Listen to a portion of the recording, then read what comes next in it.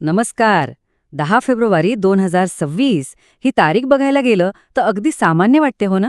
पण जरा थांबा.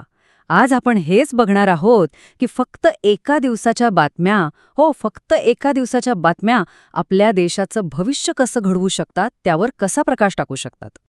म्हणजे कधी विचार केलाय का की वर्तमानपत्रातल्या हेडलाईन्स खरंच देशाच्या फ्युचरबद्दल काही सांगू शकतात का? याचंच उत्तर त्या दिवशी घडलेल्या घटनांमध्ये लपलेलं आहे. चला तर मग हे इशारे काय आहेत ते एकत्र मिळून शोधूया. सगळ्यात आधी आपण वळूया शिक्षण क्षेत्राकडे, कारण इथे एक असा ऐतिहासिक निर्णय झालाय जो आपल्या देशाच्या संपूर्ण शिक्षण व्यवस्थेमध्ये एक मोठा बदल घडवून आणण्याची ताकद ठेवतो. हे बघा, देशाच्या इतिहासात असं पहिल्यांदाच घडतंय. एक अशी गोष्ट जी आपल्या एज्युकेशन सिस्टमला एक नवी दिशा देणार आहे. आणि ती मोठी बातमी ही आहे की केरळ आता पदवीपर्यंत म्हणजे ग्रॅज्युएशनपर्यंत मोफत शिक्षण देणारं भारतातलं पहिलं राज्य बनलं आहे. या निर्णयामागे दोन महत्त्वाचे उद्देश आहेत. एक म्हणजे कुटुंबांवरचा जो आर्थिक भार आहे तो कमी करायचा, आणि दुसरं म्हणजे प्रत्येकाला उच्च शिक्षण घेता यावं, शिक्षणात समान संधी मिळावी या दिशेने उचललेलं हे खरंच एक खूप मोठं पाऊल आहे. ओके, शिक्षण झालं. आता आपण जाऊया टेक्नॉलॉजीच्या जगात, कारण या क्षेत्रातही भारताने एक जबरदस्त झेप घेतली आहे आणि यामुळे ग्लोबल लेव्हलवर भारताची ओळख आणखीनच पक्की होणार आहे. हे बघा, मेरठमधलं चौधरी चरण सिंग विद्यापीठ हे आता भारतातलं पहिलं असं विद्यापीठ बनलंय जे पूर्णपणे AI एनेबल्ड आहे, म्हणजे आर्टिफिशियल इंटेलिजन्सवर चालणारं. विचार करा, शिक्षण आणि टेक्नॉलॉजीचा हा मिलाप भविष्यातले आपले संशोधक आणि लीडर्स घडवण्यासाठी जणू एक नवी लॅबच तयार करतोय. आता भारताच्या या कामगिरीला आपण जरा ग्लोबल कॉन्टेक्स्टमध्ये बघूया, म्हणजे अजून मजा येईल. ज्यावेळी भारतात हे घडत होतं त्याचवेळी चीनने थेट स्पेसमध्ये म्हणजे अंतराळात एक AI डेटा सेंटर उभारायची घोषणा केली. यावरून आपल्याला एक गोष्ट तर नक्की कळते की टेक्नॉलॉजीच्या क्षेत्रातली ही जागतिक शर्यत किती जास्त तीव्र झालीय. थांबा, टेक्नॉलॉजीमधली पहिल्या गोष्टींची यादी इथे संपत नाहीये. आता नजर टाकूया VO चिदंबरनार पोर्टवर. इथे देशातली एक अत्याधुनिक अँटी ड्रोन सिस्टम बसवण्यात आली आहे. आता हे फक्त एक टेक्नॉलॉजिकल अपग्रेड नाहीये, तर आपल्या देशाच्या महत्त्वाच्या इन्फ्रास्ट्रक्चरच्या सुरक्षेसाठी उचललेलं एक खूप महत्त्वाचं स्ट्रॅटेजिक पाऊल आहे. तर ही सिस्टम काम कशी करते? ती ड्रोनला डिटेक्ट करते आणि चारी बाजूनी म्हणजे 360 डिग्री एक प्रकारचं संरक्षण कवच तयार करते. यामुळे काय होतं? एक तर बंदराची सुरक्षा वाढते, आणि दुसरं म्हणजे आपलं जे सागरी भारत विजन 2030चं ध्येय आहे त्या दिशेने टाकलेलं हे एक महत्त्वाचं पाऊल ठरतं. बरं, शिक्षण आणि टेक्नॉलॉजी तर झालं. आता वळूया सार्वजनिक आरोग्य आणि सुरक्षेकडे, म्हणजे पब्लिक हेल्थ आणि सिक्युरिटी. हे असे विषय आहेत ज्याचा थेट परिणाम आपल्या सगळ्यांच्या आयुष्यावर होतो.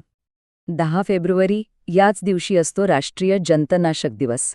याचा मुख्य उद्देश आहे 1 ते 19 वर्षांच्या मुलामुलींचं आरोग्य, त्यांचं पोषण आणि एकूणच त्यांच्या जीवनाचा दर्जा सुधारणं. यामुळे मुलांमध्ये ॲनिमियासारखे आजार कमी होतात आणि अभ्यासात त्यांचं लक्षही चांगलं लागतं. आता हा नंबर बघा, 100%, 100%. हा आकडा फक्त एक नंबर नाहीये, तर सोशल सिक्युरिटीच्या क्षेत्रात मिळवलेल्या एका मोठ्या यशाचं प्रतीक आहे. तर हे यश आहे राजस्थानच्या अलवर जिल्ह्याचं. अलवर आता भारतातला पहिला असा जिल्हा बनलाय जिथे प्रत्येक नागरिकाला 100% इन्शुरन्स कव्हरेज मिळालंय. विचार करा, प्रत्येक माणसाला आर्थिक सुरक्षा देण्याच्या दिशेने हे किती मोठं आणि ऐतिहासिक पाऊल आहे. आणि सुरक्षेच्याच मुद्द्यावर दिल्ली पोलिसांनी ऑपरेशन शस्त्र नावाचं एक अभियान सुरू केलंय. हे कशासाठी आहे? तर जे लोक सोशल मीडियावर शस्त्रांचं प्रदर्शन करून दहशत पसरवतात त्यांच्यावर कारवाई करण्यासाठी. म्हणजे आपल्या ऑनलाईन जगातही शांतता आणि सुव्यवस्था टिकून राहावी यासाठी हा एक महत्त्वाचा प्रयत्न आहे. चला, आता जरा देशाबाहेर नजर टाकूया. बघूया की जागतिक स्तरावर म्हणजे वर्ल्ड स्टेजवर भारताची ओळख कशी मजबूत होत आहे. कारण याच दिवशी अशा काही घटना घडल्या ज्या भारताचं वाढतं महत्त्व अधोरेखित करतात. दुबईमध्ये 2026ची वर्ल्ड गव्हर्नमेंट समिट झाली.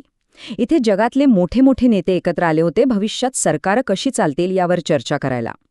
आणि या महत्त्वाच्या चर्चेत भारताची जी उपस्थिती होती ती एक गोष्ट स्पष्ट करते की आता ग्लोबल निर्णयांमध्ये भारताचा आवाज ऐकला जातो, भारताचं मत महत्त्वाचं मानलं जातं. आणि हो, एक अभिमानाची बातमी. भारताला पहिलं वैयक्तिक ऑलिम्पिक गोल्ड मेडल मिळवून देणारे अभिनव बिंद्रा त्यांची मिलानो कोर्टिना 2026च्या विंटर ऑलिम्पिकसाठी टॉर्च बेअरर म्हणजे मशाल वाहक म्हणून निवड झाली आहे.